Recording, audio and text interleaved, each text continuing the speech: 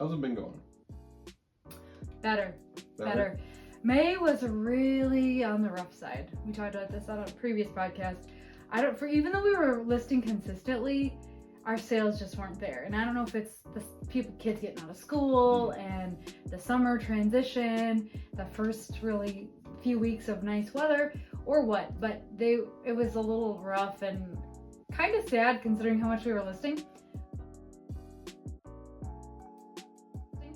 But the last couple weeks or week or so really has been really promising for us. June, which we talked about, or we will talk about our June review here pretty soon. Which one is it? I don't know.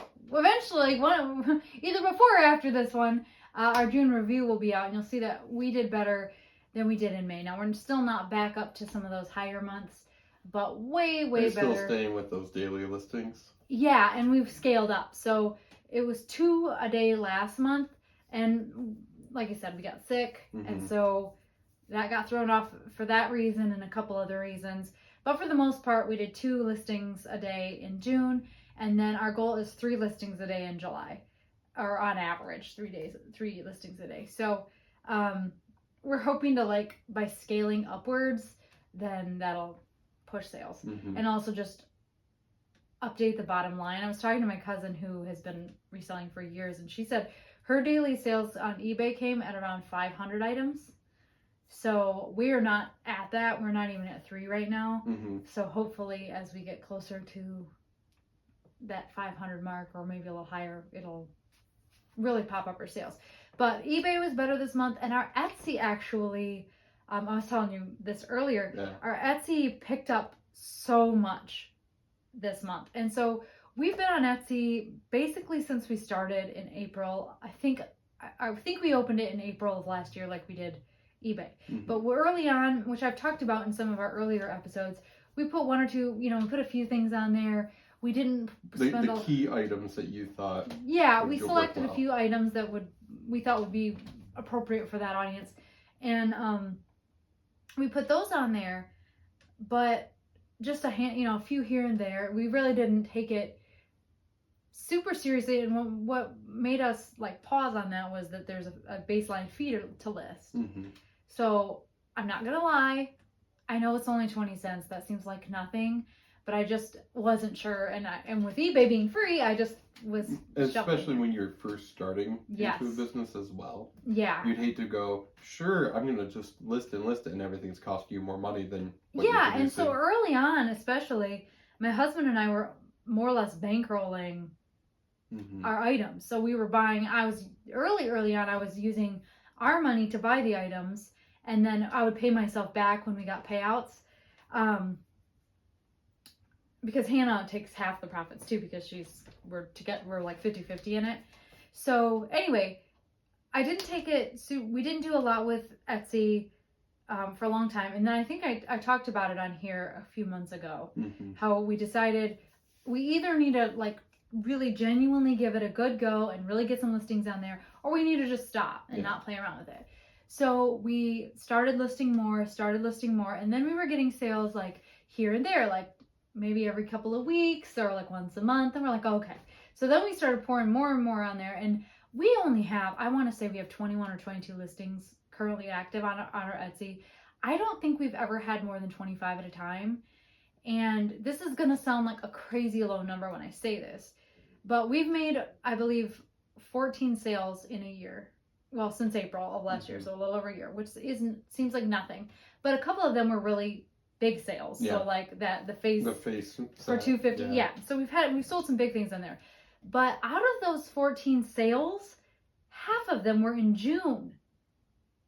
So all of a sudden, we went from a sale here, a sale there, to boom, we're making consistent sales. Yeah, 7 sales in a month. Yeah, that's not super crazy, but that's a couple of weeks. Every 3-4 days. Yeah, that's a couple of weeks. So pretty good, and especially considering that most of our Etsy items are $20 or over. And many of them are, we sold the face things were $250. What's Etsy's margin on those? Their fees are lower. Oh yeah. Yeah, I think than eBay's are overall. And so We do have it set so the items over $35 have free shipping. So that cuts into our profits a little bit. But it almost balances out because I think on some of those things on Etsy, you can get, $5 or $6 more anyway. Premium. Yeah. So for the most part, it's not a huge issue. And for instance, we sold one of those mushrooms. I showed them on here. We sold one, and that was a $50 item. And it turns out it was local, so I just dropped it off, and we didn't have to pay for shipping on that, which was a weird thing. But yeah, so we feel really encouraged by that progress on Etsy, and we're going to continue listing on there and maybe even sourcing and putting more energy into really getting our numbers up on Etsy, because in my opinion, we have under 30 items and we made 7 sales last month. Like, obviously we've added a few things along the way, but that's pretty good. You cannot see sales like that on eBay with under 30 items unless you have something that is hot. I mean, I think it took 3 digits before you really start gaining steam on eBay. Yeah. I think a big part of that with eBay specifically is just because of the amount of other people also selling the same items. But that could just be me speaking here. No, it might be true. And eBay is where people go for secondhand items or new old stock, like items that are not like you. Some of them are valuable, I guess. But Etsy, unfortunately, you probably have heard of it. There's a lot of like fake sellers, like scammy sellers on there, or they're just selling like cheap Chinese imports, not good quality goods. And I think because of our diverse set, it kind of shows that we are probably not one of those sellers because everything we have is bespoke. Yeah. And so that maybe has helped because the original type of person who shops on Etsy would want a shop like that and not just, generic. A mass curated. Yeah. So that was really good. And we're encouraged. So how was your June? Pretty darn good. I didn't have any specific massive sales that I can think of.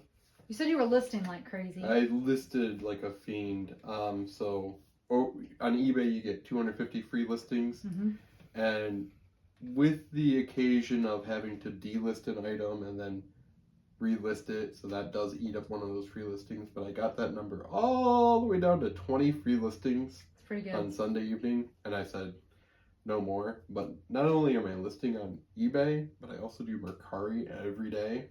Okay. So you're still juggling the two? Yeah, but specifically for Magic, it's so much better to sell that on Mercari. Just going through your giant collection still. Going through my collection, and then I did something terrible that I said I wasn't going to do. I was scrolling Facebook Marketplace. Oh no, you bought more! Yeah, I bought more.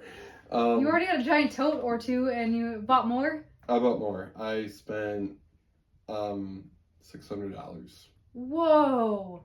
But the stuff I bought, some really good stuff in there. For example, one of those cards that I got that was in the collection is minimum like $300.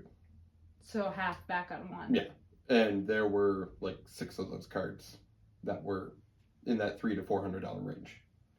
Nice. So the guy who got it, he knew he had some value, but he just didn't want to deal with it. And we worked out a good deal. I was happy with what I paid. So I actually paid $500 for everything up front at first, and then he reached back out to me. He's like, "Hey, I got some more if you want it, and all these Dragon Ball Z cards, you can have all of it, $100. Then he goes, "Actually, $80 and a pack of Marlboro Reds." And so I said, "All right, sure." And so I went and got all that. And even just out of the Magic I got out of that was a great deal. It was close to like $500 worth of Magic I pulled out of that. Nice. And then I know nothing about these Dragon Ball Z cards. Ooh, I'm like, what in the world? And at first I was like, I'm just going to take them all, get rid of it, just to be done. But I did what I do, and that's sort it. Because there were 2 different versions of cards. There were the Dragon Ball Z GT and Dragon Ball Z trading card game. So I sorted it all out, pulled all the foils out, and then I get looking up some of these foils. $30, $40, $50. I sold one card. I listed it for $75. It sold in 3 minutes. Holy crap. And I'm like, I know nothing about this stuff. So I'm learning it all as I'm listing it. So you almost got your money back on one card from that second round. Yeah, from that second round. Wow. And I've put a couple $100 just from that Dragon Ball Z nonsense. And I don't know anything about it. I'm just using, there's a website that has some information about it, and eBay. And I've been putting buckets of money in my pocket with those Dragon Ball Z How close are you to cards. making your money back? Last I ran the numbers, which was a couple days ago, I only needed to do like $300 more. And you bought this when? Not last week, but the week before, I think. Yeah. So probably within the next month or so. Oh, I think by the end of the week, because I've got a few people that are watching some items. Wow, $600 sounded like a lot, but it sounds like it sounds like a lot, but I already know that market. I know some of that stuff. That makes it much easier. And in addition to that, I already had the cash set aside because I had sold some stuff for cash that I was like, this is my garage sale money for the summer. And then I blew through all of it all at that once. And I was kicking myself because I'm like, man, I shouldn't have done that. But at the same time, even if I fire sell some of those items I got, I'm going to make all my money back plus profit. Yeah. So it's a sell what you know thing. You're not gambling because you knew what you had. Except for the Dragon Ball Z. But you guessed. But with that, it was, he didn't want to deal with it. He had already gone through a lot of it. And that was a crazy thing too. Because he pulled out cards that he made a couple grand on. There was one card that he listed. He made $800. He must be an old collector. Like, had him early on. It was weird. He said he cleans out people's places. Oh, okay. And so he gets it for dirt cheap, which is why he didn't mind selling it Or maybe to me. evictions or something. That might be what it is. And he just kind of went through it a little bit and then said, I didn't want to deal with the rest of it. Fair. I said, he got some money. I'll deal with the rest whatever. of it. So, and that was his take on it. So. Yeah, interesting. But between that, plus working on the stuff I've already been working on, it's been pretty good. Nice. Hit up some garage sales. Have you? Yeah. I have not been to any in a long time. Why? Because I just have not. And we needed for a little while to like slow down on sourcing a little bit, but Hannah and I went to a couple of Goodwills the other day, picked up a few things, but I need to get back out in the garage sale game. I really do. Or even an estate sale. Yeah, I'm waiting. Well, here's part of it too. I don't want to like the garage sale is different because it's $1 here, $5 there. Yeah. I don't want to I have been busy too, which is part of it. But I don't want to oversource because I'm waiting for the hoarder estate sale to come up, and that's supposed to come up in a couple of weeks, and I'm just waiting and waiting and waiting. I expect it to be 2 to 3 weeks, so I don't want to spend all our money before we get to that because I already know roughly how they price. I know that they strategically discount. I know tons of the stuff at that sale is like new or brand new. And you're just prepping for that. I'm waiting on that. And so other than just like, I haven't really taken the incentive, or the initiative, I should say, to get out and go garage sailing. But other than that, we're really waiting and anticipating that because, like I said, I don't want to spend $150, $200 prior to that and then get there and have to shortchange ourselves when I know we could go to that estate sale and probably get some really great stuff. So hopefully, we'll see. But just judging, it's a rare thing to have an estate sale or any sort of sales situation where you can almost anticipate the kind of things you're gonna find or the quality of the things you're gonna find, and also the pricing. And we have that opportunity, so we're kind of eagerly awaiting that sale. Maybe we'll do a video or something. Go into it, but so we've just done little sourcing here and there. I'm still trying to, with a few exceptions, pick up slightly higher value items. Mm-hmm. Sometimes we'll get smalls just to fill things out, but for the most part, we're trying to keep that average per item price pretty high. But we sold some big stuff this week lately, including Hannah sold this vintage cot, like a canvas cot. She's had it for years. I don't know what she paid for it. She said not much. And we sold that for $85 on eBay plus shipping. So those kinds of big sales have been keeping us going. I did forget. So last week, I left work early, and my coworker was like, "Do you want to resell a printer?" I'm like, "Sure. I don't care. I'll resell anything." Mm-hmm. I'm not picky. And he said that one of our other coworkers was getting rid of one and thought about me. And I'm like, "Oh, really?"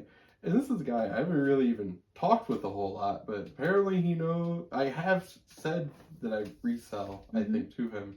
But he's like, "Yeah, my wife got a new printer and it doesn't work with her laptop." Or something along those lines, laptop that doesn't work with the old printer. He's like, "Yeah, you can just have it." And gave me like 5 things of brand new toner. So I took the... Like toner? Like commercial toner? like big those toner. Those are so expensive. I bundled all 3 of them and they sold on the same day. Bet they did. Yeah. Every office manager always complains about the price of toner. Yeah, and I was like, great. And I tried to pay him back and he's like, nope, just take it. He's like, it was going to go to the Goodwill anyway. That's really cool. So it does help to let people know that this is something you do because you never know what's going to be dropped off in your lap. Yeah. So. Sometimes people, I think, would rather someone they know get the money than... Corporate. Yep. Yep, Goodwill's not as charitable as one might hope. But anyway, yeah, so that's basically what's been going on. I would say we've not really had any, like, amazing sourcing thing. Like, nothing that I'm, like, crazy excited about. Have you had anything that's, like, just awesome? all that just magic and cards? stuff. But I did go to a garage sale, and I spent, between the 2 trips I did to the garage sale, more than $100. But that's... Is this the one with the tools that you were talking about? Yeah. They had power tools, $5 a piece. Did you keep some of them for your own projects? I'm gonna keep like 2 of them, I think. But like they had, gosh, I can't remember the name of it. It's a really nice high end Makita power saw, and $5 for it was a steal because they average like $130 on eBay. Why were they getting rid of all this? Their dad died. Oh. And mom can't live in the house by herself forever. And they were like, yeah, just they were all adults. They're like, yeah, we don't need the tools. We're done. Just come and get them. I paid $20 for this box of machining drill pieces, like not just regular drill, but like high machining drills. Like a drill press or something? Mm-hmm. I paid $20 for the whole box. I got home. I got looking through some of them after cleaning them up. I'm going to make like $15 a piece average on a bunch of those.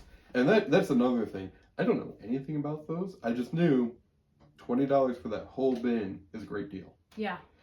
And I'm willing to take the time to look stuff up. And there were a few pieces in there. They're broken or not worth anything, or some that it's like, I can't find any information about it.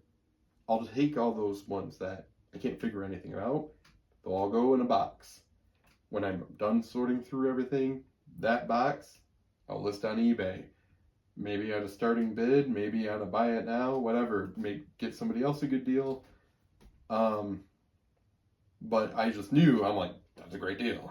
So it's just taking the time to go through it but when you're sourcing it for such a low price, and that goes back to that dollar gambling, for the amount of pieces that were in there, that $20 is like, I'm gambling really realistically 50 cents here and there.